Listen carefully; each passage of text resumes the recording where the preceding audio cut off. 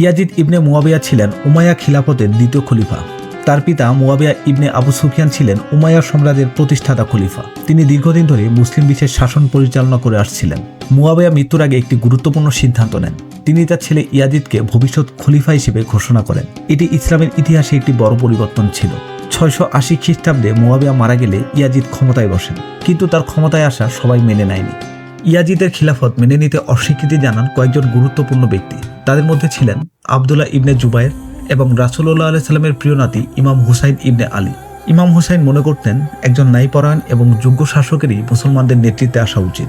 এই সময় ইরাকের কুফা শহর থেকে হাজার হাজার মানুষ তাকে চিঠি পাঠায়। তারা বলেন তিনি যদি কুফায় আসেন তাহলে তাকে তারা সমর্থন করবে। এই আহ্বানে সাড়া দিয়ে ইমাম হুসাইন মদিনা থেকে ইরাকের দিকে রওনা, কিন্তু সামনে অপেক্ষা করছিল এক ভয়াবহ পরিণতি। 680 খ্রিস্টাব্দে ইমাম হুসাইন তার পরিবার এবং কয়েকজন সঙ্গী নিয়ে কারবালায় পৌঁছান, কিন্তু সেখানে ইয়াজিদের গভর্নর উবাইদুল্লাহ ইবনে জিয়াদের পাঠানো সেনাবাহিনী তাকে পথ আটকে দেয়।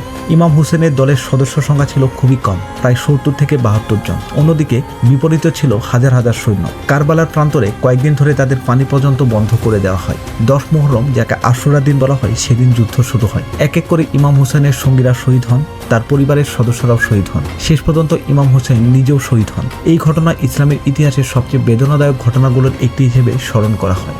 এখন প্রশ্ন হলো, এই ঘটনার জন্য ইয়াজিদ কতটা দায়ী?